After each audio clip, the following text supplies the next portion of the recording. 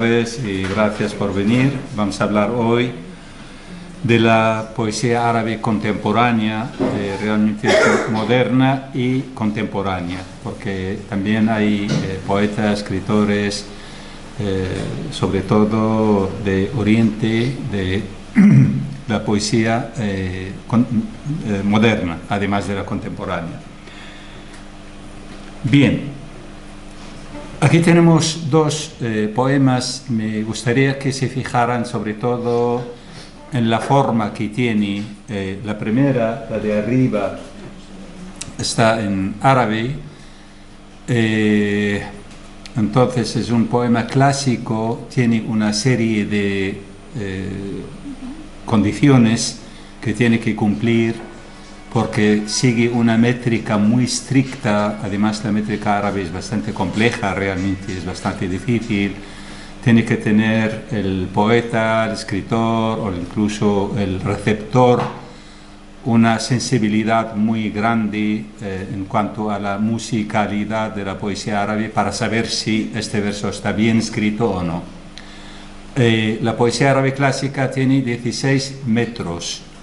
La métrica árabe está compuesta por 16 metros y así vino la poesía árabe durante largos siglos, prácticamente desde hace casi 1500 años, siguiendo esta norma, sin cambiar prácticamente. Entonces, si se fijan, ven que hay una fisura en el medio, es decir, un verso es la parte primera, esta por ejemplo, y esta, hasta el final. Eso es un verso. Por lo tanto, el verso está dividido en dos partes, con una fisura en el medio, y luego todos los versos del poema acaban en una letra concreta. Por ejemplo, la letra D, o la letra B, o la letra N, por ejemplo, ¿no? No puede ser, no puedes cambiarla, porque si nos fijamos aquí, todas prácticamente es una nun, una N. Las vocales no cuentan. A veces la N pues lleva una vocal detrás, pero las vocales no se cuentan como una letra de rima. Eso es lo que llamamos la rima del poema, de la poesía. Entonces la rima puede ser una R, una D, en fin, cualquiera de las letras del alfabeto árabe, menos las vocales. Bien, pues así el poema hasta el final. Y como decía antes, siguen una métrica. Cada poema tiene que seguir uno de los metros, de los 16 que hay en la poesía clásica. Bien, el otro modelo que está abajo ha roto con estas condiciones. Luego ya hablaré con más detalles, cuándo, cómo, quién, etc. Simplemente ahora para verlo desde el punto de vista visual, qué diferencia hay. Como ven, arriba está mucho más ordenado y no pueden salir de estas condiciones o romper estas condiciones de la métrica, de la rima, etc. La métrica en sí, pues cada verso está formado por dos partes. Cada una de las partes se llama hemistiquio. Entonces son dos hemistiquios en cada verso y tienen un número igual de pies. Los pies de cada verso formado por sílabas. Entonces, dependiendo de cada metro, tiene tantas sílabas en el primer hemistiquio, igual en el segundo. No sé si me explico, son cosas bastante técnicas en cuanto a la forma, lo que estamos hablando, la forma, no de los contenidos, porque luego el contenido puede ser cualquier tema que quiera tratar el poeta. Desde el tema amoroso, descriptivo, satírico, etc. Los temas de la poesía normal, como puede ser la poesía inglesa o española, los temas varían dependiendo de la intención del poeta.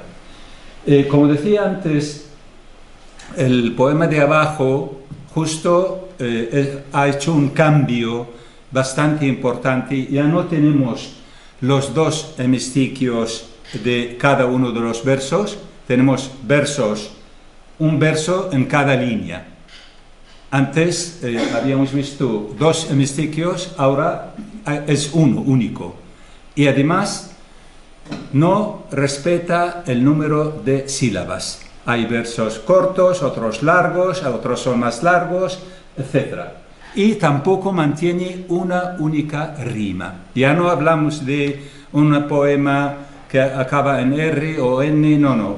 Puede que dos versos o tres acaben con una rima la D, la siguiente acaba en B, la otra, etc. Es decir, ahí varía la rima del poema moderno, como lo vemos aquí en el poema de abajo. Bueno, luego veremos mucho más ejemplos, sobre todo en lengua española, poemas traducidos. Aquí está la traducción, luego lo verán en el vídeo. El primero son de poetas iraquíes los dos, fallecidos.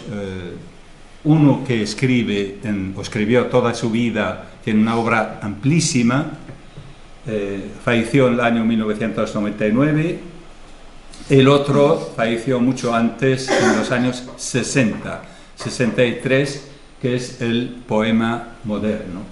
El de abajo se titula El libro de Job, porque ahí luego también hablaremos un poco de los mitos que utilizan, los nombres bíblicos, etc., en la poesía árabe, además de otras muchas referencias que hacen realmente en cuanto a la poesía moderna.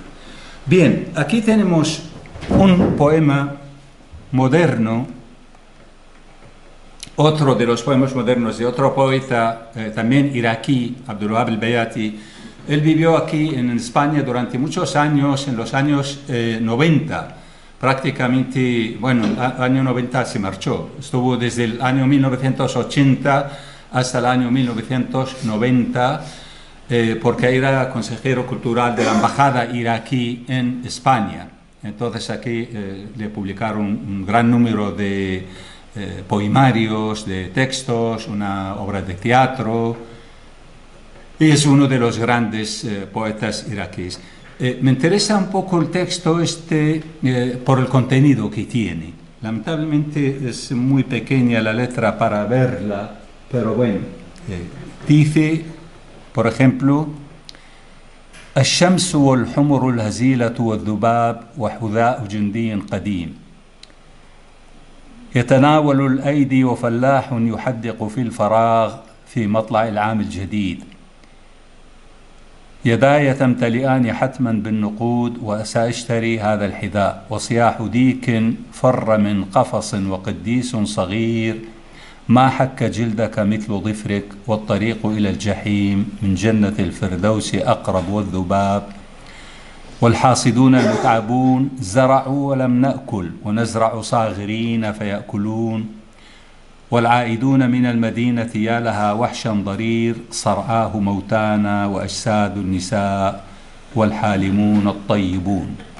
Bien, yo no sé si Antonio se puede aumentar un poco más esto o no tenemos forma para que se vea la traducción un poco más claramente, porque es una pena no poder ver la traducción. Que quería comentar una serie de cosas aquí en este texto, porque sería un modelo interesante para Es el foco de aquí. ¿Eh? El foco de la aldea. Esta. No, aquí pasa que no se va a entender más grande. No se puede aumentar. Sí. Se deformará. Pero se deforma. Se deforman las letras. Mira, que es que esto es después. Solo el poema abajo en castellano. La traducción castellana. ¿Se ve? ¿Se puede leer o no? No tanto. ¿verdad? Pierde la precisión a medida que... Usted no puede leer. Bueno, lo leo con dificultades también, pero bueno, voy a explicar lo que se pueda leer. Entonces dice el texto lo siguiente: Sol, asnos... Barcos. No, Flacos. Es un adjetivo Sí. de los asnos. asnos flacos, Flacos. moscas. Sí, bueno, independientemente del esto, voy a hablar del contenido que tiene este poema. Entonces, la poesía moderna árabe, fundamentalmente, como decía antes, a diferencia de la poesía clásica, utiliza mucho el mito, la mitología, utiliza referencias culturales de diferentes culturas, utiliza refranes, utiliza proverbios de la propia cultura. Y además de esto, defiende ciertos, digamos, objetivos. Estos objetivos básicamente tienen que ver con la resistencia, tienen que ver con la defensa de la justicia, etc. Aquí tenemos, entre otras cosas, por ejemplo, el poeta habla del mercado de una aldea, de la pobreza, denuncia la pobreza, denuncia las malas condiciones. Es decir, ahí pasa una persona y encuentra unos zapatos viejos de un soldado, unas botas, y para comprarlas no tiene dinero, está soñando a ver si al final del año puede tener unas monedas para comprarse estas botas. Habla de un refrán que dice lo siguiente: han cultivado y no hemos comido, y cultivamos nosotros, plantamos nosotros y comerán. Esto viene de una historia curiosísima, que es la siguiente. Se habla, es decir, es un cuento realmente clásico de la cultura árabe. Dice que el rey persa, Khosrau II, un día salió al campo y encontró a un hombre mayor, muy mayor, plantando palmeras. Y le dijo al señor mayor: oiga, usted es muy mayor, está cultivando, plantando palmeras, y las palmeras suelen tardar mucho en dar fruto. Usted tiene la esperanza de comer el fruto de estas palmeras.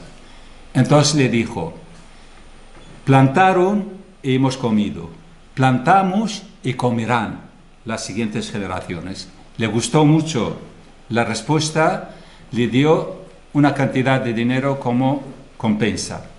El otro le dijo: ¿se da cuenta que pronto me dio fruto este árbol? Entonces le gustó, otra vez le dio algo de dinero. Y volvió a decir: mire, las palmeras suelen dar fruto una vez al año, y esas palmeras me han dado fruto 2 veces. Y por tercera vez le regaló dinero y se marchó, porque dijo: esto me va a arruinar si sigo con... Pues esta historia, fíjense aquí cómo la utiliza el poeta. Dice: han cultivado, han plantado y no hemos comido. Es decir, y nosotros plantamos y comerán. ¿Quién comerá? Lógicamente son los terratenientes, los que aprovechan a los pobres. Entonces lo utiliza de una forma totalmente diferente en cuanto a la propia el mito que tenemos en la propia cultura.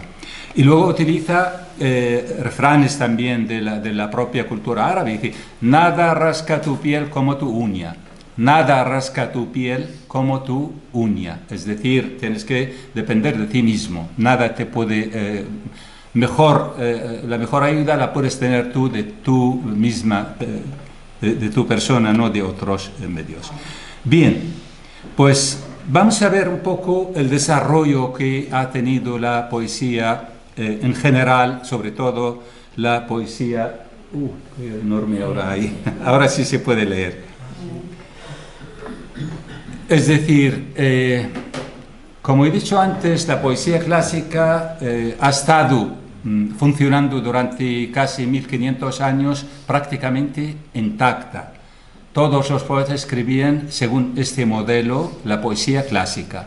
la que se conoce como poesía árabe clásica, hasta tiempos muy recientes, estoy hablando de mediados del siglo pasado, empezaron a cambiarse. Empezaron los poetas a escribir otro tipo de poesía, que es la que hemos visto antes, que no cumple todas las condiciones de la poesía clásica, que se conoce como el verso libre. Verso libre porque ya se libera de una buena cantidad de las condiciones de la poesía clásica. Pero eso no surgió de la nada. Realmente hay experiencias de otros poetas árabes que no llegaron a escribir esta poesía tan libre de las condiciones clásicas, pero sí empezaron a hacer algo.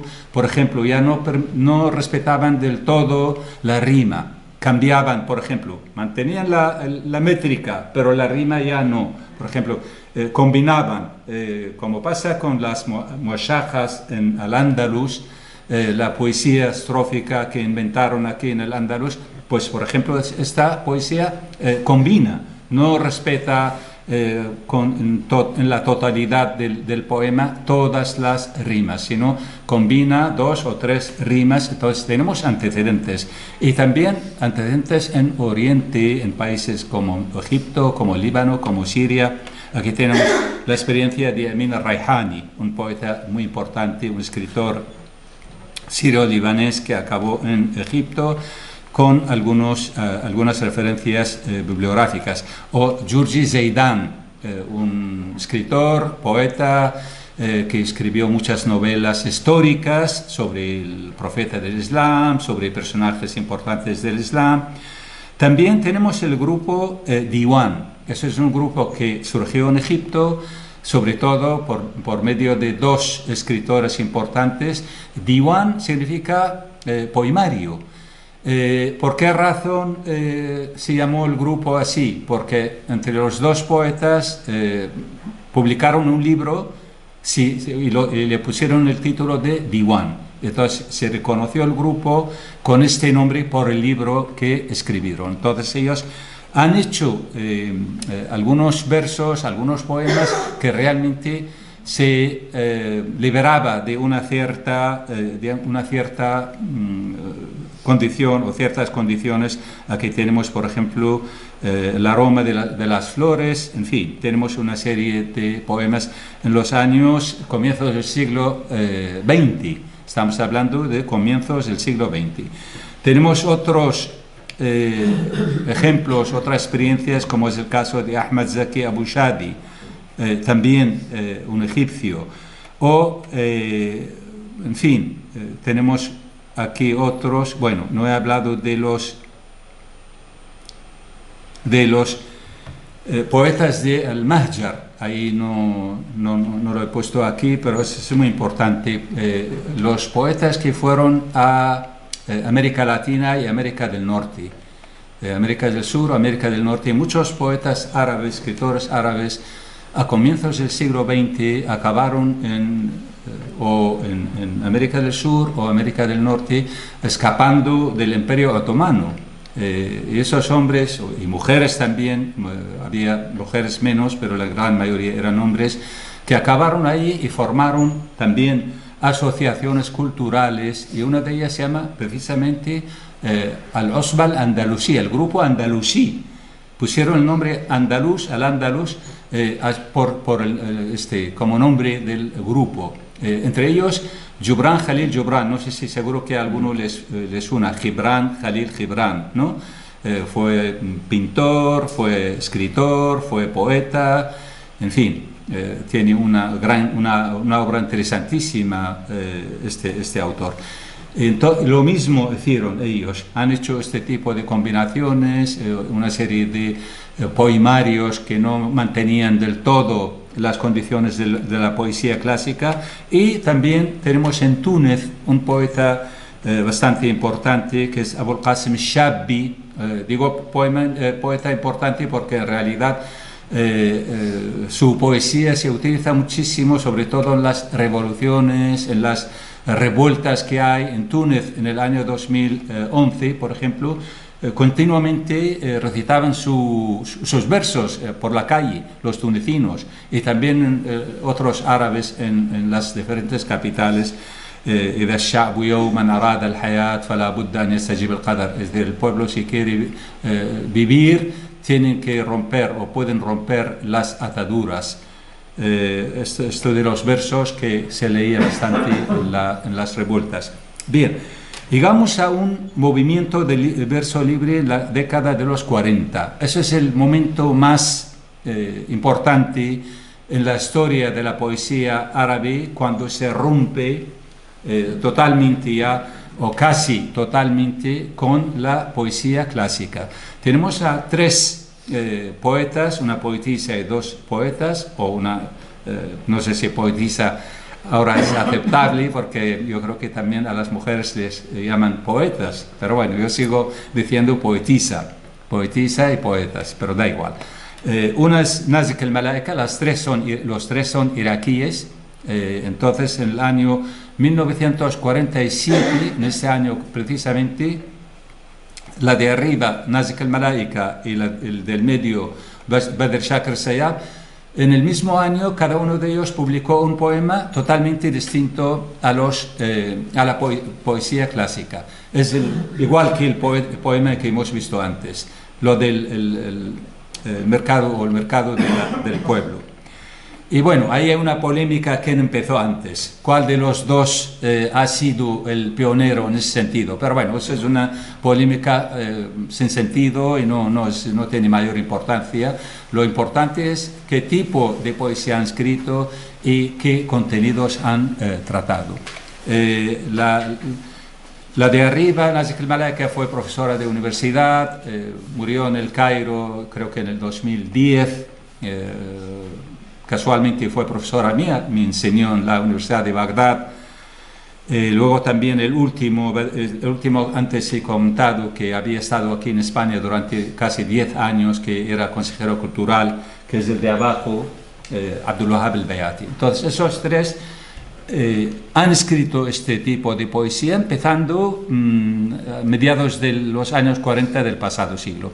Y bueno, a raíz de ahí ya se ha extendido este tipo de poesía a lo largo y ancho del mundo árabe. Empezaron a escribir en Siria, en Yemen, en el norte de África, etc. Ya durante un tiempo estaban casi dejando la poesía clásica, pero luego han vuelto otra vez, y hoy en día tenemos los dos. Es decir, hay quien escribe poesía clásica, hay quien escribe poesía moderna, que es la que hemos visto antes. ¿Qué es lo que han hecho fundamentalmente este cambio de la poesía clásica a la poesía moderna? Anular la división tradicional del verso en dos hemistiquios y sustituirlo por uno solo. Como decía antes, ya no existe esta fisura entre dos partes, ahora ya tenemos el verso seguido y además la longitud ya no es la misma. Anular la rima única, es decir, ya no existe un poema acabado en la D o en la T o en la B, no, ya puede variar la rima y puede ser diferente. El verso deja de tener un número determinado de pies, porque los pies son muy importantes. Las sílabas antes en un poema clásico tienen que estar igualados, el primer hemistiquio, segundo hemistiquio, con unos números de pies muy contado y perfecto. Dando una amplia libertad al poeta en este aspecto. Las experiencias personales sustituyen los contenidos tradicionales, porque el poema clásico mantenía bastante determinados temas, determinados contenidos, por ejemplo, la guerra, el amor, la descripción, etc. Eran bastante concretos los temas, no había demasiados, por ejemplo, hablar del más allá o hablar de temas mitológicos. Rara vez podías encontrar un tema en la poesía clásica en ese sentido. En cambio, la poesía moderna trata todos los temas, no deja prácticamente ningún tema sin tratar, ¿no? Bien, tenemos, por ejemplo, desaparece en gran medida el estilo directo y declamatorio, porque ahí puede haber diálogo en la poesía moderna, cosa que difícilmente puedes encontrarla en la poesía clásica. Y la presencia de estilo narrativo y dramático. Ese es otro de los, porque en la poesía clásica para encontrar un poema narrativo lo tienes que buscar, y mucho. Los hay, pero poquísimos. En cambio, en la poesía moderna pues es fácil encontrar un poema que tenga este contenido, que es el narrativo o el dramático. Bien, tenemos aquí otro poema de Seyab, que es el segundo, es de este hombre, que vivió realmente una vida corta. Nació en el 26 y murió en el 64, es decir, apenas 36 años vivió, y es uno de los más importantes poetas modernos por su influencia que tuvo en los poetas siguientes, es decir, sobre todo los jóvenes que empezaron a escribir poesía moderna, pues entonces han tenido esta influencia tan profunda de Seyab. Entonces, juro por los pies desnudos de nuestros niños, por el pan y la salud, que si no veo bien tampoco, que si no rebozamos en polvo las frentes de los tiranos bajo estos pies descalzos, si no fundimos las balas de los invasores y las convertimos en letras que son astros que nos guían, haremos de ellas un libro para cada casa, que gritan, que paren y se oxiden las lanzas. Si no iluminamos las oscuras aldeas, si no acallamos los enojadas bocas de los fusiles, si no expulsamos de Asia a los invasores, que no nos recuerden las generaciones venideras, sino con insultos y desprecios. Es decir, el hecho de que la resistencia de los invasores, la injusticia, los que tratan mal a los pueblos, pues hay que luchar contra ellos, hay que sacarlos de los países ocupados. En cuanto al estilo, tenemos en primer lugar la lengua. Tenemos muchas veces una lengua cotidiana, entre cotidiana o elocuente, es decir, depende del contenido, depende de la intención del poeta, pero sí empezaron a utilizar una lengua cotidiana, familiar, cosa que era muy difícil encontrarla en la poesía clásica. Por ejemplo, la experiencia de Nizar Qabbani, un poeta sirio, es bastante conocido también, ¿no? O el egipcio Salah al-Sabur, utilizan un estilo mucho más cotidiano, mucho más sencillo, mucho más habla familiar, habla de la calle. No es un estilo difícil, elocuente, lleno de metáforas, lleno de palabras difíciles de diccionario, etcétera, ¿no? Entonces, esos dos poetas, uno sirio y otro egipcio, pues recurrieron a la lengua esta cotidiana y sencilla. En cambio, otro poeta como Adonis casi nunca ha rebajado su lenguaje, entonces siempre escribe en un lenguaje bastante alto, bastante culto.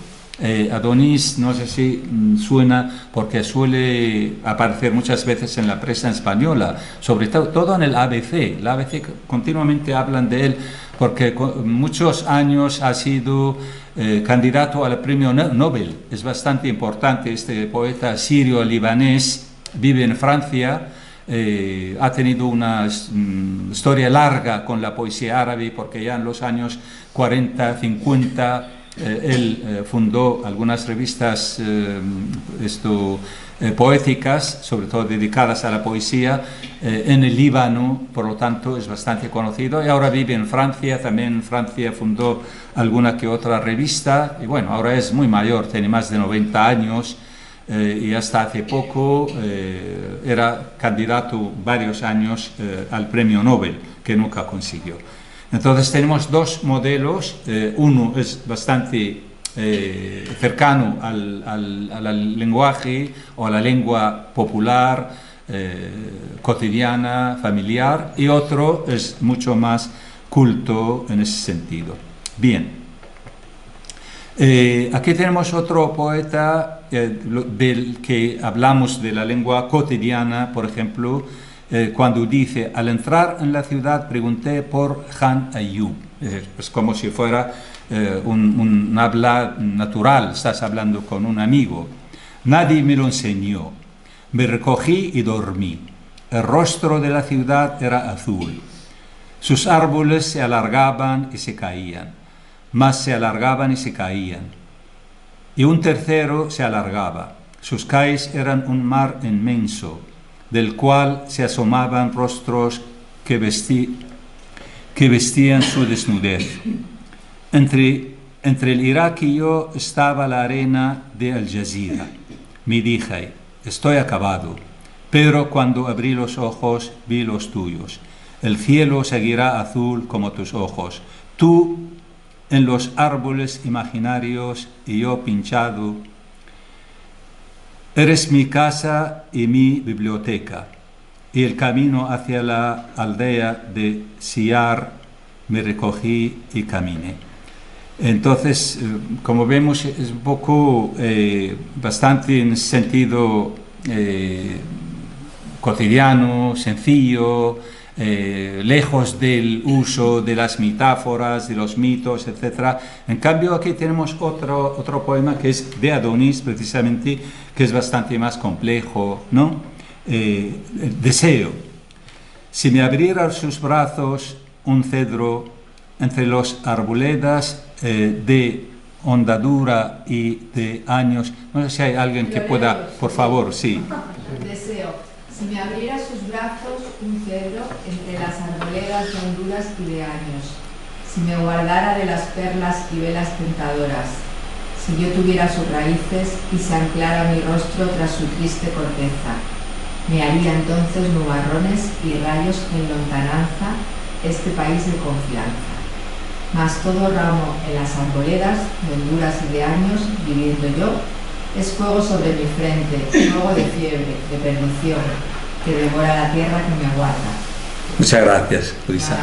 Pues creo que está clara la diferencia entre los dos textos en cuanto a una lengua mucho más elaborada, mucho más culta en comparación con el poema anterior. Otro elemento también que encontramos en la poesía moderna son las metáforas y las imágenes. Esa es cosa que pocas veces podemos encontrarla en la poesía clásica. Tenemos la poesía moderna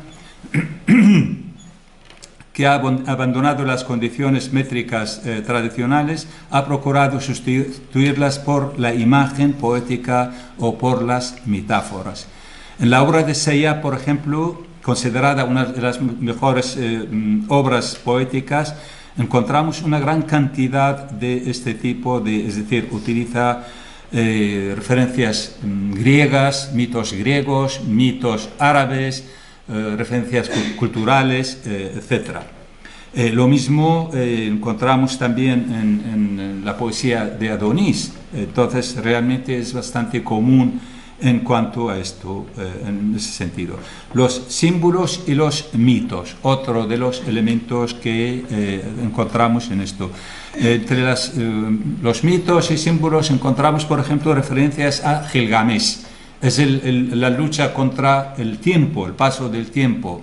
Como saben ustedes, el mito de Gilgamesh es la búsqueda de la eternidad, la lucha contra la muerte, ¿no? Porque el personaje principal de la epopeya de Gilgamesh, que es sumeria, de la mesopotámica, el personaje principal buscaba la hierba de la eternidad, no quería morir.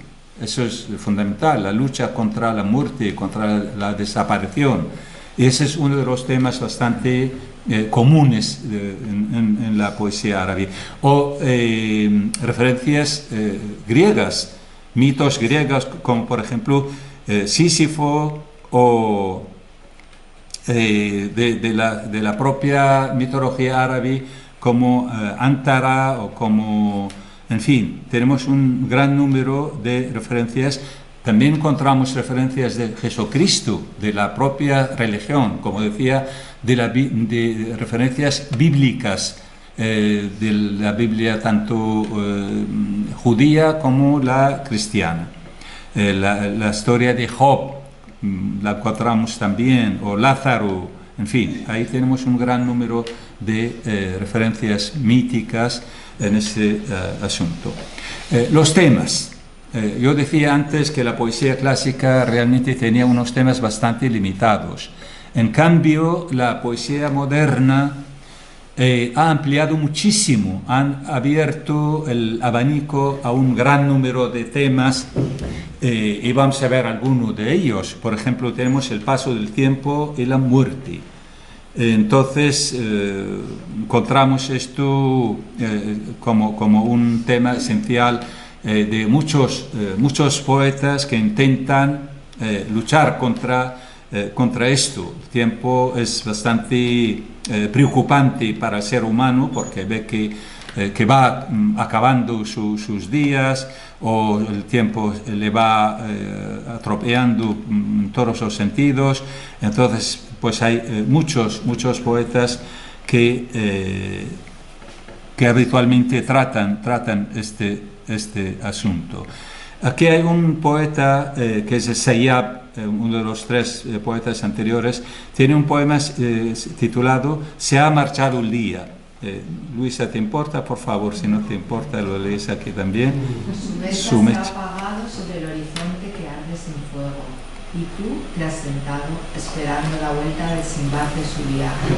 Detrás de ti el mar murmura con sus temporales y truenos. No volverá, pues que no sabes que los dioses del mar lo secuestraron en una fortaleza negra, en unas islas salpicadas de sangre y de conchas. Él no volverá, se ha marchado el día, pues márchate, él no volverá. El horizonte es como bosques de nubes gordas y truenos. Su fruto es la muerte y parte de las cenizas del día. Su lluvia es la muerte y parte de las cenizas del día. Su color es el miedo y parte de las cenizas del día. Se ha marchado el día, se ha marchado el día. Gracias. Bien, otro de los asuntos, la revolución, el exilio, el compromiso. Tenemos, eso lógicamente son varios temas y bastante repetidos en muchos poetas. Surgen en la época moderna conceptos nuevos y poco conocidos por la literatura en general y la poesía de forma concreta y la crítica también. Paulatinamente la poesía empieza a ser una manifestación artística que está al servicio de la sociedad. Lógicamente esto no lo vemos en la poesía clásica.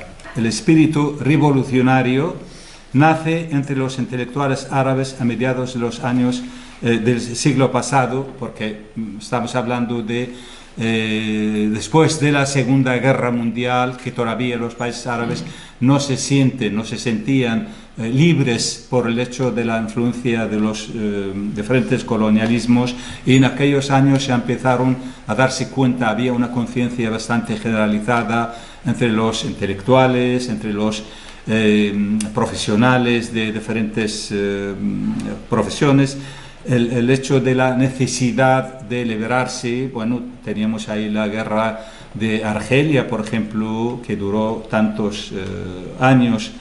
Bueno, duró la colonización de Argelia 132 años, pero la guerra contra el colonialismo francés fueron 8 largos años, hasta el 1962, cuando pudieron los argelinos expulsar a los franceses de su territorio. Y el tema palestino, que lleva muchas décadas y seguimos hasta el día de hoy con esta situación tan terrible, ¿no?, que estamos viviendo. Entonces, realmente todo esto tiene su reflejo en la literatura, especialmente en la poesía.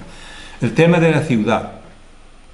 Muchos poetas vivieron al principio en pueblos pequeños, y cuando llegaban a la ciudad se perdían en muchos sentidos.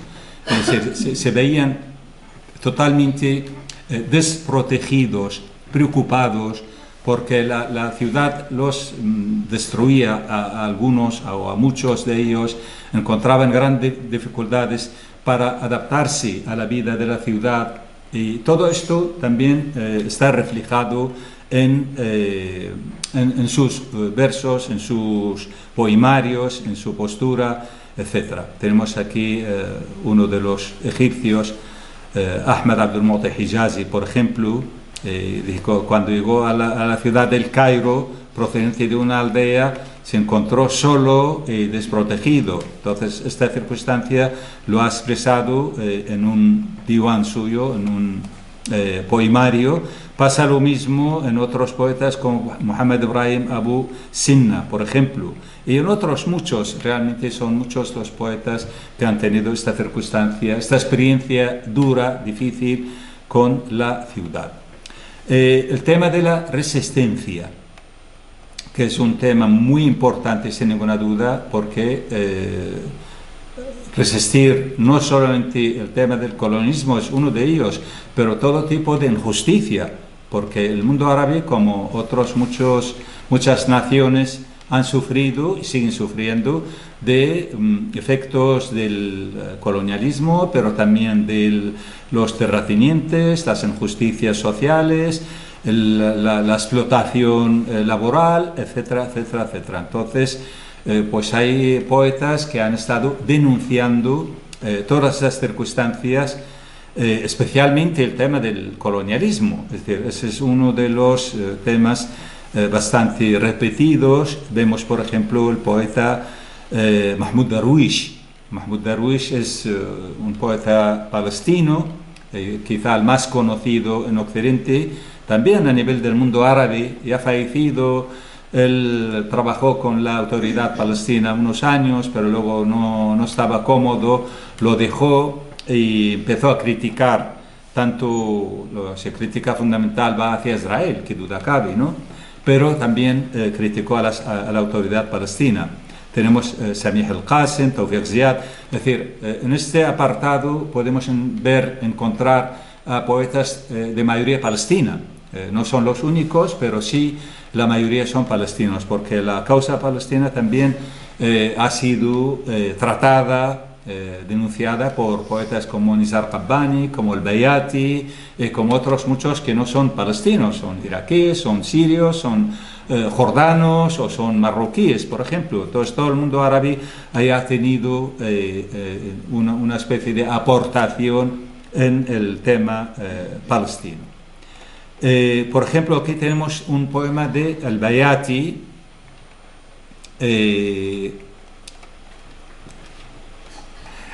lo leo, perdóname. No te importa, por favor.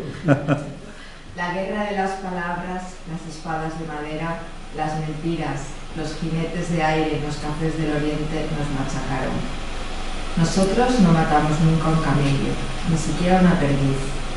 No practicamos deportes sangrientos, no jugamos con los caballeros, ni apostamos por una alazana hasta la muerte. No hacemos de la herida tintero ni de la tinta sangre. Cualquier bagatela nos distraía en los guijarros de la calle, mientras unos a otros nos matábamos. Ya somos migajas en los cafés de Oriente. Muchas gracias. Bien.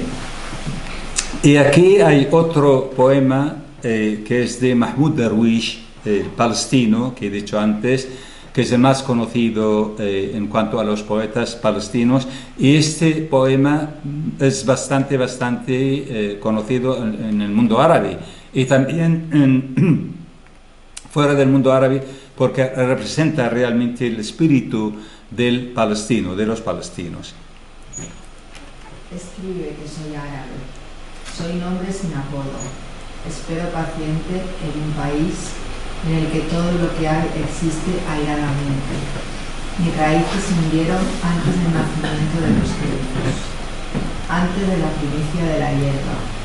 Escribe que soy árabe, que tengo el pelo negro y los ojos castaños, que mis palmas son duras como la roca y pinchan al tocarlas, y me gusta el aceite y el tobillo.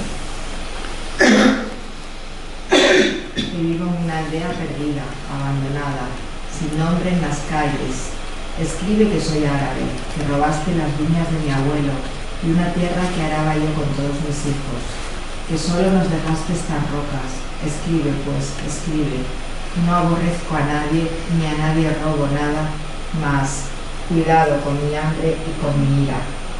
Bien, pues este poema, como ven, representa realmente lo que es el sentimiento de los palestinos. Eso está escrito casi desde hace 40 años, es decir, no es de ahora, pero perfectamente ahora podemos entenderlo como si fuera de hoy, tal y como están las cosas. Y aquí tengo un par de poemas. ¿Tú quieres leer, Lina? No. Luisa lo hace muy bien. Pobre Luisa. Perdona, sí, por favor. Ahora Lina no Son, quiere leer. no, son, este es de otro poema de otro Sí, aquí hay palestino. luz, aquí hay luz. ¿Pueden ver bien? Sí. ¿De quién es este? Es Abu Salma, se llama, un poeta palestino también. Abu Salma no es Mahmoud Darwish, es otro, también palestino. Vale, se titula Te amé más. Cada vez que luché por ti, te amé más. ¿Qué otro suelo hay de almizcle y ámbar? ¿Y qué otro horizonte perfumado? Cada vez que tu tierra defendí, la rama de la existencia reverdecía y por encima de las cumbres, Palestina, mis alas se extendían. Palestina de nombre, inspirador y mágico. La morenez se muestra en tus mejillas, la belleza es morena, y leo aún en tus ojos el poema de Akkar, mientras las olas de Acre rompen en sus orillas. ¿Acaso el limonero floreció del llanto que nos queda? Los pájaros del pino no abrazan ya la aurora, ni nocturnas estrellas velan sobre el Carmelo.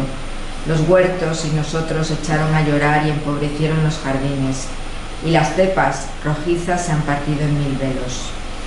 Ah, mira, Palestina, la imagen admirable de tu cuerpo, vengándose en el fuego de la revolución y el éxodo.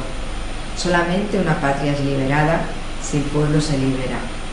Todos los hombres tienen una casa, un laúd y unos sueños. Pero yo con la historia de mi país a cuestas tropiezo, sigo lleno de polvo, desgreñado por todos los caminos. Cada vez que tu nombre aleteó sobre mí, fue el poema más poema. Mis palabras siembran de anhelos todos los campamentos, son antorchas por todos los exilios y desiertos. Palestina, no hay nada más querido, más dulce ni más puro. Cada vez que por ti luché, te amé más. Muchas gracias. Y ya por último, de una mujer palestina, porque es verdad que la mayoría que escriben, la mayoría de los poetas son hombres, pero también hay mujeres y muy importantes, como hemos visto antes, la iraquí, que supuestamente ella ha empezado esta poesía moderna. Esa es una mujer palestina, se llama Fadwa Tuqan, ya fallecida también. Eran dos hermanos, los dos poetas, Ibrahim Tuqan y Fadwa Tuqan, y bueno, pues tienen una obra excelente en ese sentido. ¿Quieres que lea el uno? Sí, por favor. Son palabras a mi patria, y es mi ciudad está triste. El día en que conocimos la muerte y la traición, se hizo atrás la marea. Las ventanas del cielo se cerraron y la ciudad contuvo sus alientos. El día del repliegue de las olas, el día en que la pasión abominable se destapara el rostro, se redujo a cenizas la esperanza y mi triste ciudad se asfixió al tragarse la pena. Sin ecos y sin rastros, los niños, las canciones se perdieron. Desnuda, con los pies ensangrentados, la tristeza se arrastra en mi ciudad. El silencio domina mi ciudad. Un silencio plantado como monte, oscuro como noche. Un terrible silencio que transporta el peso de la muerte y la derrota. ¡Ay, mi triste ciudad enmudecida! ¿Pueden así quemarse los frutos y las mieses en tiempos de cosecha? Doloroso final del recorrido. Muchas gracias. Me quedo ahí, ¿no? Eso es. Qué bonito. Gracias. Bien, pues ese es un poco el panorama que hemos tenido. Son poetas ahora, en este momento, lo que hemos visto hasta ahora, poetas se consideran clásicos en comparación con lo que se escribe hoy en día. Quiere decir, No hay ningún joven, no he puesto aquí ningún joven, ninguna generación nueva, porque han surgido después de estos poetas muchas otras generaciones a lo largo y ancho del mundo árabe. La poesía para la cultura árabe, dentro de la literatura árabe, se considera uno de los géneros más importantes, o quizá el más importante, el género más importante para la literatura árabe. Siempre se ha dicho que la poesía es el registro de los árabes. Desde la antigüedad se hablaba de la poesía de este modo, que es el registro, que es el espejo, que es el género más importante, etc. Entonces hubo otras experiencias quizá todavía más liberadoras de las condiciones que hemos visto antes.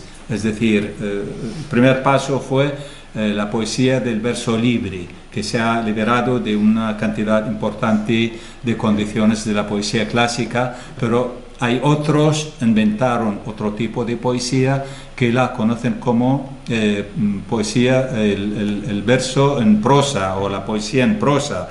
Han hecho una especie de mezcla entre la prosa y la poesía, de modo que prácticamente lo lees y tú lees una prosa bien escrita.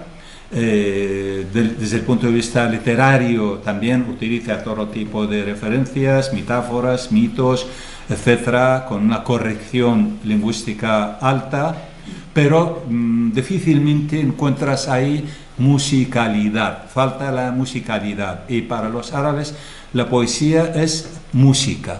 Entonces han encontrado este tipo de poesía en prosa una resistencia muy grande. Es decir, hay una crítica negativa en relación a este tipo de escritos, porque no la consideran prácticamente ni poesía ni nada. Pero independientemente de esto, como decía al principio, hoy en día conviven tanto la poesía clásica, que mantiene todas las condiciones clásicas, las condiciones, la métrica, la rima, etc., y la poesía del verso libre. Se escriben las dos formas, incluso hay poetas que escriben en las dos maneras, las dos formas, pero habitualmente hay poetas que escriben poesía clásica y otras escriben poesía moderna, que es el verso libre. Y eso lo encontramos, como decía antes, prácticamente en todo el mundo árabe. Hay una cosa que esta poesía, esta misma, por ejemplo, por falta de musicalidad suficiente, suele tener más dificultades para ser cantada, por ejemplo, porque claro, tenemos los cantantes, suelen tener mucho más facilidad y mucho más atracción y mucho más aceptación cantar la poesía clásica, por el hecho de tener una musicalidad muy alta, muy clara, ¿no?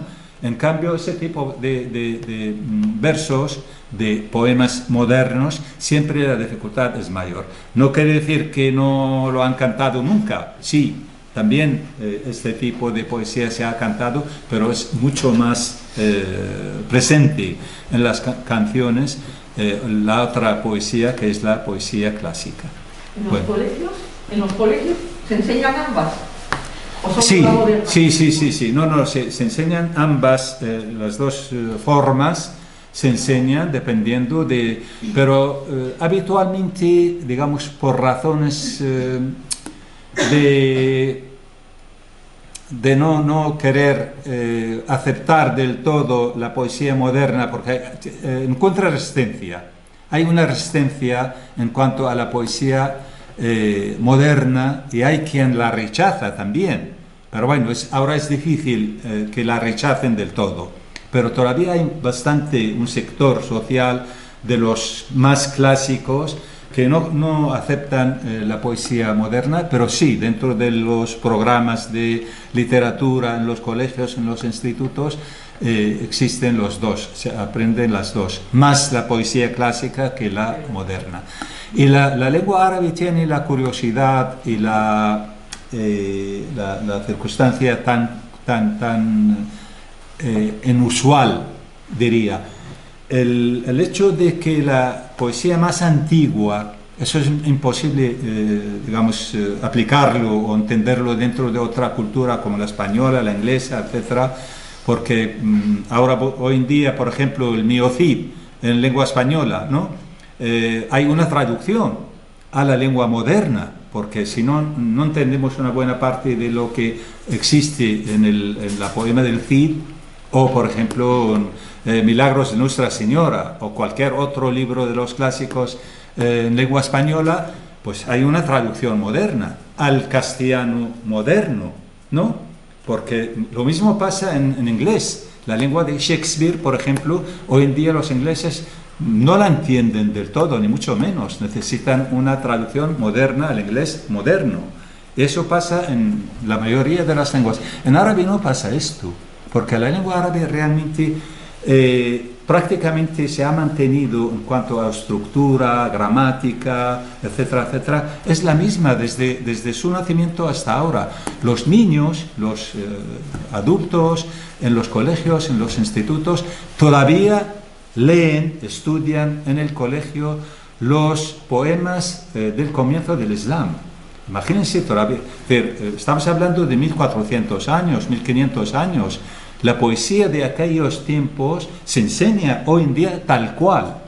Es verdad que aparecen alguna palabra difícil, etcétera, pero la estructura es la misma. No hay cambio en cuanto a pronombre, a lo mejor antes era de una forma y ahora de otra, o una estructura de una frase determinada, es la misma, exactamente es la misma. Entonces, esto, claro, hay quien toma este asunto como un elemento negativo, lo considera, claro, la lengua árabe no se ha desarrollado, en cambio las demás lenguas, pues no es así, esto no tiene nada que ver con el desarrollo de la lengua, se ha mantenido de esta forma, pero no ha sido a costa de que la lengua árabe se quedó ahí estancada, sin poder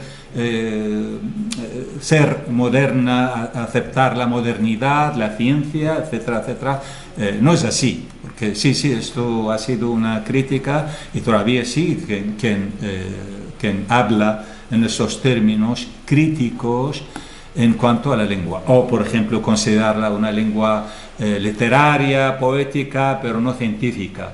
No admite, no es capaz de ser una lengua de ciencias, pues eso es una contradicción muy grande, porque como sabemos, cuando en el medioevo la lengua árabe abarcaba todo tipo de ciencias, desde la medicina hasta la astronomía, astrología, etcétera, las lenguas occidentales no tenían esta oportunidad, ¿no? Es decir, eso tiene que ver con otros asuntos sociales, económicos, políticos, más que otra cosa. La lengua árabe, como cualquier otra lengua, puede ser lengua de traducción, puede ser lengua de ciencia, lengua de cultura, etcétera, etcétera. Pero bueno, tenemos esta circunstancia. Lo voy a dejar aquí y si tienen alguna duda, alguna pregunta, algún comentario, pues bienvenido. Sí, Luisa. Yo he leído estos poemas y me he quedado maravillada, un poco espantada con la profunda sensación de pérdida esta de Palestina, ¿no? Sí, totalmente. Desoladora, ¿no? Totalmente. Pero, ¿qué podríamos hacer para que la sociedad española conociera mejor la poesía árabe? Pues sinceramente hace falta un gran esfuerzo por parte, sin duda, de los especialistas, las universidades, etcétera, que somos nosotros. Eso por un lado es muy importante, pero yo creo que la administración tiene mucho que ver con esto. La administración, los ministerios. ¿Cómo es posible? Fíjate tú, ahora acabo de venir de un congreso de Casa Árabe, esta tarde he estado ahí, antes de venir aquí, que llevan 2 días hablando de la enseñanza de la lengua árabe aquí y están espantados los profesores, asustadísimos, porque es una circunstancia difícil las que están encontrando, especialmente desde el punto de vista de la administración. Todo lo que se refiere al mundo árabe, a la cultura árabe, a la lengua árabe, es considerado como algo menor, de poca importancia. Si está en algún lugar, pues hay que acabar con él de algún modo, ¿no? Porque las universidades españolas públicas, sobre todo, están encontrando unas circunstancias durísimas, complicadísimas, desde el punto de vista económico, desde el punto de vista administrativo, etcétera, etcétera. Es como todo, es decir, las propias universidades que deben ser el foco de la ciencia y de la cultura, están siendo totalmente maltratadas. Fíjate tú, en Madrid mismo, yo me acuerdo cuando empecé a trabajar en la Universidad Autónoma, había 6 universidades, y estoy hablando de hace 30 años, 6 universidades públicas y 6 privadas. Hoy en día hay 6 públicas las mismas, pero hay 14 privadas. 14, es decir, de 6 a 14. Eso todo a costa de la pública, porque la administración... Y a la cultura árabe, los estudios árabes las consideran como minoría. Entonces, cuanto menos, mejor. Hay que eliminarlos. Y estaban preocupadísimos los profesores que venían de Almería, de Canarias, de Granada, en fin. Y todo el mundo habla del mismo problema, porque están encontrando una gran dificultad. Incluso se preguntaba director de la Escuela de Traductores de Toledo, decía: ¿cómo es posible que un estudiante español estudie literatura española o poesía española sin ver la poesía andalusí, sin ver la poesía árabe? ¿Cómo es posible? No conocen las muashajas, no conocen a los grandes autores andalusíes, que son de aquí, son españoles realmente, nacieron aquí, sus antepasados eran de otro lugar, pero nacieron aquí y eran totalmente ciudadanos como cualquiera, y han aportado, ¿no? La lengua española, ¿cómo la lengua árabe se considera tan ajena a España cuando realmente tenemos 4.000 palabras en lengua española de origen árabe? No puedes tú olvidarte de estos orígenes, ¿no? Ya no hablemos de otras muchas cosas también, que la lengua, la literatura, la arquitectura, en fin, todo está ahí.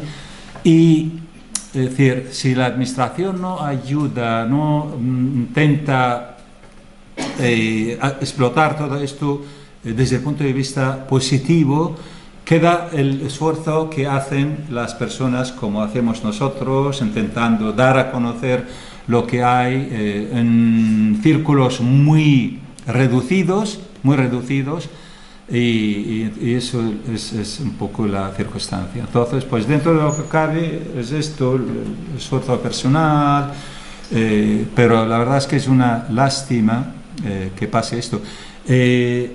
Esto no ocurre en algunos países fuera de la Unión. En la Unión Europea en general pasa esto, es decir, esto pasa en Portugal, pasa en Francia, pasa en Alemania, en diferentes grados, pero pasa en todo esto. Estados Unidos, a pesar de toda su política tan agresiva hacia otras culturas, en cambio en ese sentido está mejor.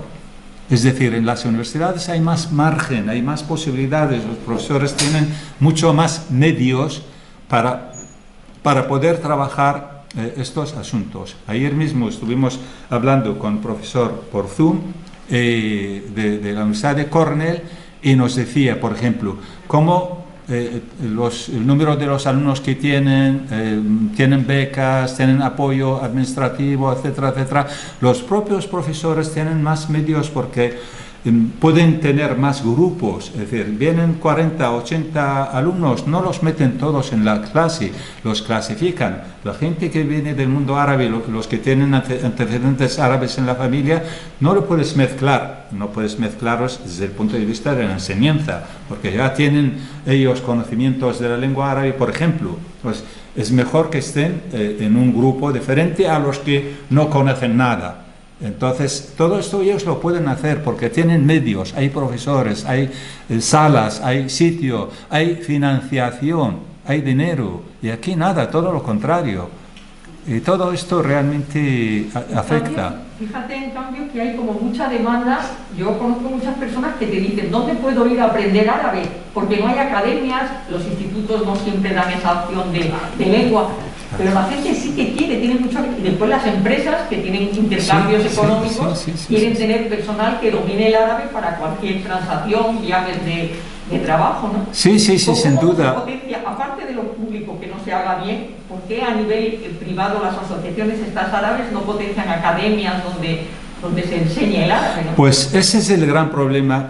También una de las reclamaciones que estamos haciendo desde hace largos años, realmente, el hecho de que los propios países árabes, claro, tal y como están, tampoco se les puede pedir mucho, porque son países corruptos, dictaduras, etcétera, y el tema de la cultura también lo consideran algo secundario. ¿Cómo es posible que todavía no haya un instituto de lengua árabe que esté en todo el mundo, como ocurre con el Cervantes, por ejemplo? Cervantes está en todo el mundo. Encuentras en Tokio, en Japón, encuentras en China, encuentras en Marruecos, en Egipto, etc. El Instituto Cervantes, que enseña la lengua española, además de otras muchas actividades que tienen también, de presentaciones de libros, de conferencias, etcétera, etcétera. Pero en el mundo árabe, siendo 22 países en total, con unas posibilidades enormes desde el punto de vista económico, etcétera. Es la segunda lengua más hablada del mundo después del chino, ¿no? No es la segunda, es la cuarta, exacto, es la cuarta. Está con el español, rivalidad entre el español y el árabe están, porque el número de habitantes más o menos que hablan las dos lenguas es muy parecido, en torno a 400 millones, 450 millones, es decir, es como, más o menos como el español. El español puede que esté delante, pero ahí el árabe también está más o menos muy cerca de la lengua española. Y no son capaces de hacer un instituto a nivel mundial, y esto es muy útil incluso desde el punto de vista económico, porque los alumnos pagan, los que estudian en el Cervantes pagan dinero, no es gratis. Aunque fuera gratis, la enseñanza no hay que utilizarla como si fuera la enseñanza y la cultura en general. Es decir, no busques rentabilidad económica de la cultura. La cultura debe ser, porque forma los seres humanos, forma a las personas, y esto como cualquier otro elemento de la formación de los seres, de los ciudadanos, debe ser pagado, apoyado por las autoridades, por el gobierno, por el Estado, y no esperar todo tiene que tener rentabilidad económica. Eso es el error que cometen y lamentablemente no se ha hecho. Recientemente se ha abierto en Milán, en Italia, un instituto con el nombre Instituto Cultural Árabe, financiado por el gobierno de Sharjah, uno de los Emiratos Árabes, ¿no? Entonces, porque el emir, la autoridad de este emirato es un hombre dedicado un poco a la cultura, le interesa la cultura, y eso no puede ser, porque es una iniciativa privada, particular, de este señor. Como él le gusta la cultura, él es un doctor, es decir, es un profesor que ha estudiado, que escribe, es un literato, y le interesa mucho la cultura, etcétera. Entonces ha hecho una iniciativa privada. Las cosas no pueden ser iniciativas personales privadas, tiene que ser a nivel estatal, a nivel de los diferentes gobiernos. El mundo árabe tiene la Liga de los Estados Árabes, que se supone representa a todos estos 22 países árabes. Pues ella tiene que encargarse de un tema como este, que haga un instituto en condiciones, que tenga sede en Madrid, que tenga sede en Barcelona, que tenga sede en Sevilla y en Valencia, como mínimo. Esto en España, pero también luego tenga que en Italia, que tenga en Francia, en Inglaterra, etcétera, etcétera, etcétera, porque sí hay demanda. En Casa Árabe hay enseñanza de la lengua árabe. Me ha sorprendido esta tarde que la representante de la enseñanza árabe decía que anualmente tienen casi 1.200 alumnos, que estudian ahí. Claro, tienen un horario muy flexible, muy largo, tienen cursos por el sábado, tienen los veranos, etc. Es decir, es verdad que existe demandas. Sí, Cristina. A mí me cuesta mucho creer que el árabe no tenga historia en cuanto a su desarrollo, porque hablándose en tantos países, eso supone que no tiene dialectos, todos los pueblos la hablan igual. No, estoy refiriéndome fundamentalmente al árabe escrito, al árabe culto, no a los dialectos. Claro, ese es otro de los asuntos que hay en cuanto a la lengua árabe, porque tenemos, a diferencia de la lengua española, a diferencia de la lengua inglesa, por ejemplo, hoy en día existe un árabe culto, se utiliza mucho fundamentalmente como árabe escrito, el árabe de la prensa, el árabe de los libros, el árabe de las universidades, de la enseñanza, etc. Y luego, junto a esto, están los diferentes dialectos. Tenemos 5 grandes grupos dialectales en el mundo árabe: un grupo del norte africano, otro egipcio-sudanés, otro de los países del Golfo, otro iraquí-jordano, en fin. En total son 5 grandes grupos, pero incluso dentro de cada de uno de esos grupos también hay dialectos menores, pero bueno. ¿Tienen escritura esos dialectos? No se escriben, no. Hay quien lo escribe, pero de una forma muy reducida, porque también hay literatura y textos escritos en dialecto. Algunos escriben y publican en sus dialectos, pero eso es bastante puntual y reducido. Por ejemplo, hay un poeta bastante conocido, falleció el año pasado, Muzaffar al-Nawab, escribía en dialecto iraquí. O Najib Surur, un egipcio, escribió varias obras de teatro. El teatro habitualmente se escribe bastante en dialecto. Luego hay quien mezcla entre el árabe culto y el árabe hablado, el dialectal, ¿no? Entonces, pero me refiero al árabe escrito, culto, el que no ha sufrido gran cambio. Se ha mantenido la estructura bastante bien desde la antigüedad hasta el día de hoy. Es decir, somos capaces ahora de leer un texto islámico, antiguo, o incluso pre-islámico. De hecho, hay unos poemas escritos, según la tradición árabe, antes del Islam, y son prácticamente legibles para cualquier persona que tenga una formación mínima, cosa que es difícil hacerlo en caso de la lengua española, o la lengua inglesa, o la lengua italiana, o cualquier otra lengua occidental. Sí. Aquellos que rechazan la poesía moderna o que son reacios a aceptarla, ¿qué motivos tienen? Es un poco, entre comillas, un tipo de nacionalismo malentendido. Es decir, esa es nuestra herencia maravillosa, la estamos estropeando.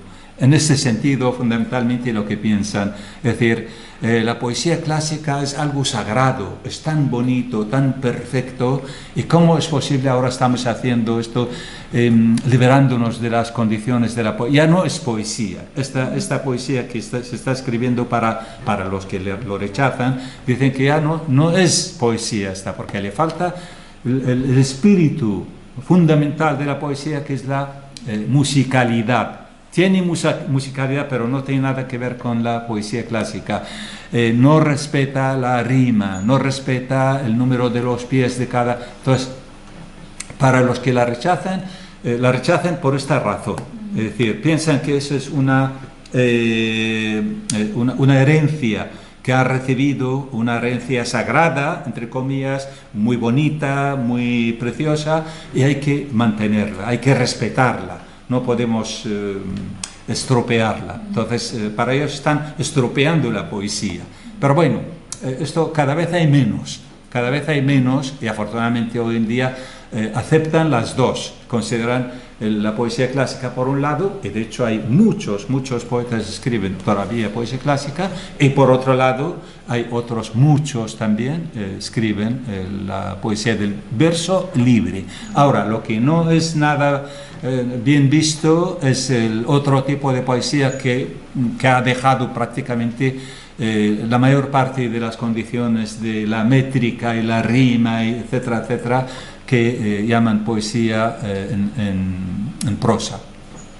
El significado de metros y pies que has hablado, ¿qué comparación hay con Es como un soneto. Tú lees un soneto, por ejemplo, ahí hay dos, por ejemplo, o los cuartetos, 4 versos, el primero con el tercero, el segundo con el cuarto, tienen que tener la misma rima, por ejemplo, y luego tienen que ser el mismo número de sílabas. Es decir, los pies son sílabas, exactamente. Entonces, si tiene 8 sílabas en el primer mestiquio, en el segundo tiene que tener 8, no puede tener menos. Incluso bueno, los que estamos acostumbrados a leer poesía clásica y a escucharla, sin analizar el metro, porque tú, claro, tienes que analizarlo, contar las sílabas para saber si está bien el verso o no. En cambio, una persona que está acostumbrado a leer o escuchar poesía clásica, no le hace falta contar, simplemente con escucharlo sabe este verso si está bien o mal. A mí me pasa, por ejemplo, yo sé perfectamente cuando escucho un verso, sé que este verso no está bien.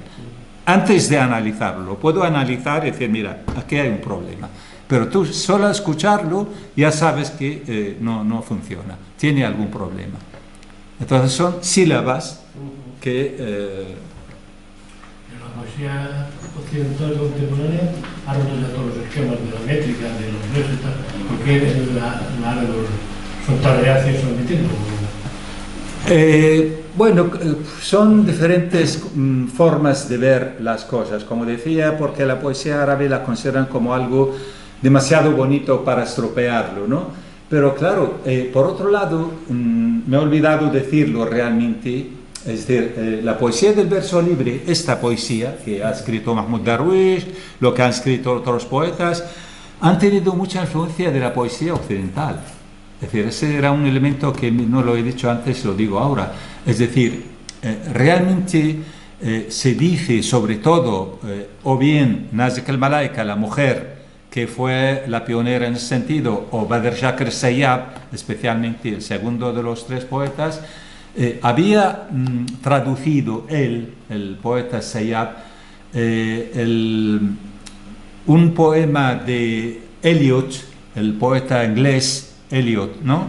El árbol Jarab es la tierra estéril, se titula La tierra estéril de Eliot, el poeta inglés, ¿no?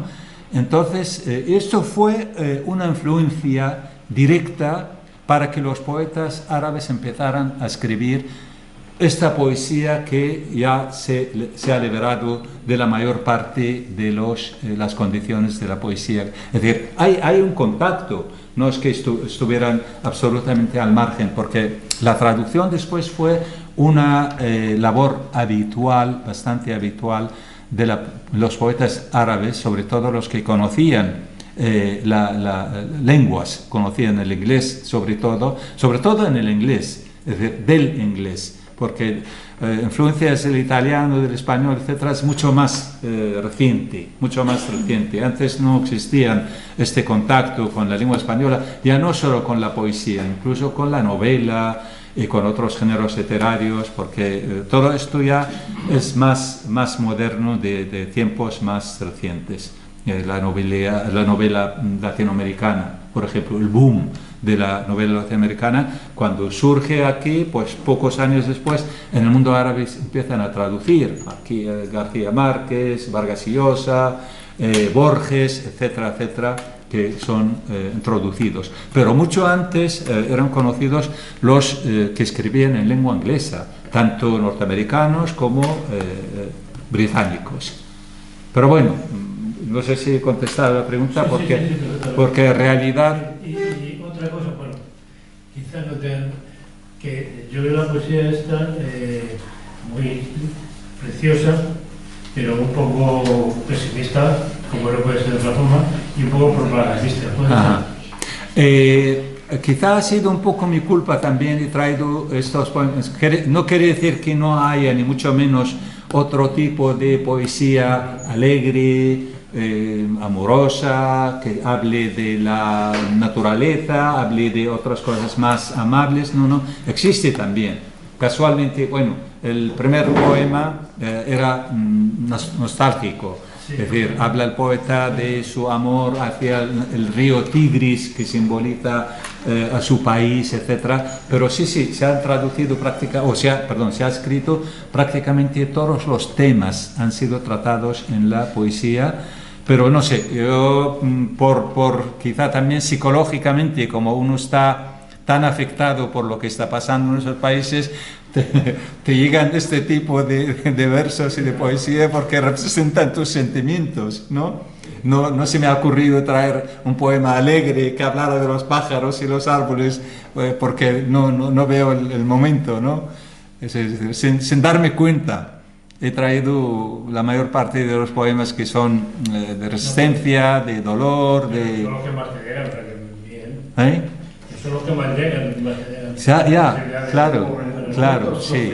Que se vive. Exacto, porque es verdad que al fin y al cabo la poesía no deja de ser una expresión de sentimientos, de la situación del estar del ser humano, y eso es lo que ocurre. Una última pregunta. ¿Sabes si hay canciones de esos poemas clásicos tan musicales, si se han hecho canciones traducidas a otros idiomas, al español, al inglés, y qué tal quedan? Porque las traducciones pierden mucho la poesía. Claro, esa musicalidad exacto. que se nota en los versos. Sí, existen. No sé, no me acuerdo ahora. El Librijano, por ejemplo, ya han desaparecido este grupo del Librijano. Ahí tienen algunas canciones entre árabes y ellos. Es decir, ellos en español... Exacto, entonces ellos... Subiendo a una montaña, un grupo de mujeres por la paz en Oriente Medio, eran israelitas, palestinas, de Líbano, de Irak, eran como un grupo de mujeres, no sé si os acordáis, que salió hace un par de años, y estaban subiendo al monte cantando, y cantaban poemas que se supone que serían los clásicos, muy bonitos. Sí, puede ser. Leían o cantaban un fragmento unas, después otras. Claro. Mujeres. Sí. Pues ahora me acuerdo, por ejemplo, ¿cómo se llama? Cano, ¿cómo se llama? Carlos Cano, el cantante de Granada, granadino. Él cantó una vez una canción e introdujo unos versos ya traducidos a la lengua española, por ejemplo, del árabe. Yo me acuerdo, sí. Mujer tendida, creo que se titula el álbum. Solo una canción. Sí, quiere decir, bueno, casos muy puntuales. Y la que lo canta una chica en árabe. Ya. Sí, pero él también cantó dos versos o tres que son traducción de la lengua árabe, traducidos, sí. ¿Y hay alguna razón por la que la lengua escrita no evoluciona y en cambio la de la poesía sí?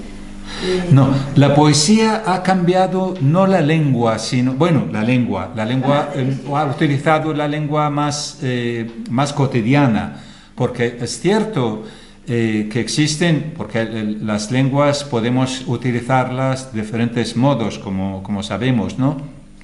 Podemos utilizar un texto literario, hacerlo muy elaborado, muy trabajado, con grandes referencias, con mucha metáfora, con muchas referencias culturales, etc. O simplificarlo al máximo como si fuera, pero sigue siendo una lengua culta. Es decir, ¿qué es lo que no es lengua culta? Es aquella lengua que no respeta las reglas gramaticales. Es decir, esa es la diferencia entre los dialectos y una lengua culta, en árabe decimos fusha, es decir, porque todas las lenguas tienen sus propias gramáticas.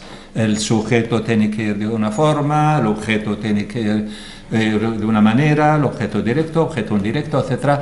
Todos son elementos que tienen sus propias reglas. Eso lo respeta la lengua culta, pero cuando hablamos en dialectal no respetamos todo esto. Es decir, muchas veces abandonamos, dejamos de respetar las normas y las reglas. Y entonces el árabe culto o el árabe, digamos, gramatical, para llamarlo de otra manera, es el mismo. Esto no ha cambiado en cuanto a estructura. A lo mejor en el vocabulario sí. Es decir, se ha simplificado el vocabulario porque la prensa no escribe igual que un escritor perdón, que está describiendo una montaña. O describe. Cambia el tipo de verso, a lo mejor, entre la poesía clásica y la moderna. Claro, ahí la forma se ha cambiado y algunos poetas en la poesía moderna han simplificado el lenguaje. Es decir, han escrito siempre respetando las reglas, pero en un lenguaje bastante simple, bastante sencillo. Menos poético, exacto. Y sigue siendo la lengua culta a pesar de ser sencilla. Exacto, eso es. Es decir, no cambia, no llega a ser un dialecto, porque el dialecto ya se omiten algunos sonidos, no se respetan las reglas, las normas, a veces hay intercambio entre los elementos gramaticales, en fin, ahí hay muchos cambios a la hora de hablar de un dialecto. Es como los dialectos en lengua española, aunque no son muy diferentes, si uno va a América Latina, entonces encuentra una diferencia en cuanto a la lengua castellana, no es igual que aquí, ¿no? En cuanto a formas de pronunciar, en cuanto a significados, a veces cambian incluso el significado de las palabras, en fin. ¿Y en qué época termina la poesía clásica y empieza la moderna? Pues, como decía yo, todavía se escribe hoy en día, pero cuando empieza el cambio, eso sí, en los años 40 del pasado siglo. Los años 40 del pasado siglo tenemos este momento de cambio. De repente empiezan los poetas a escribir una poesía nueva, que es la poesía del verso libre. Estamos hablando de mediados del siglo pasado. Pero la poesía clásica no se ha acabado, ni mucho menos. Hasta el día de hoy hay muchos poetas, como decía, escriben poesía clásica y otros escriben poesía moderna. Pero el cambio surgió a mediados del pasado siglo. ¿Hay alguna antología de poesía árabe contemporánea que nos pueda aconsejar? Muchas, hay muchísimas. Esa es lamentablemente ya es un libro muy antiguo, son poetas palestinos, traducido por el profesor Martínez Montávez, pero hay muchísimo. Todos esos poetas que hemos visto ahora tienen, si buscas el nombre en internet, en Google, encuentras que tienen varios libros. Si buscas el palestino Mahmoud Darwish, encuentras 4 o 5 libros. Ese es el más difundido en Vale, España, pues, incluso para gente que no hayamos exacto, estudiado pero bueno, árabe. yo lo pongo como un ejemplo, pero Sí. si buscas Nazik el-Malaika, la mujer que Sí. he puesto, o buscas Sayyab, o buscas el Bayati, que vivió Sí. aquí en España, tiene casi 12 o 13 libros traducidos a la lengua española, entre poemario. ¿Y alguna antología de distintos? Digo por leer ya, de distintos. ya, y ya, luego ya, se ya. compra una, Entiendo. los que más nos gusten. Entiendo. Pues la verdad es que antología en lengua española de poetas árabes. Ahí, No. en uno de los poemas que nos ha puesto usted, abajo había una antología de poesía árabe tal, de Espasa Calpe, Ajá. pero era del año 72. Claro, Por eso le preguntaba claro. si había alguna más moderna que incluyera gente más Ya. actual. Bueno, Sí, pero el Bayati solo, porque ella dice que haya varios poetas, no solamente uno, que haya como eso, una poemas. antología de Claro, poesía. claro. Y meten. No Bueno, me es acuerdo. igual, porque en la librería lo preguntaré. Sí. De todas formas, como yo habitualmente trato la poesía en lengua árabe, lo que tenemos básicamente la traducción poco, pero de todas formas miraré, a lo mejor algún compañero haya hecho alguna antología, la próxima charla y así lo diré. Hay una antología poética de Mahmoud Yusuf. Ya, pero ese es un estudio larguísimo, es un libro así de grande que vale 80 euros y es un estudio amplísimo y ahí sí encontramos poesía clásica, moderna, de muchísimos poetas, pero es una historia de la poesía árabe, una historia larga. No, yo quería poesía más. Claro, claro. Salen varias, sale otra aquí de Naje el Kili, selección, traducción y estudio de Naje el Kili. ¿De qué fecha es el Antología de primer poesía poema? árabe contemporánea, la editorial Contrapunto.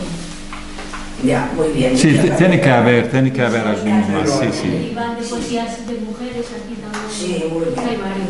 Sí, sí.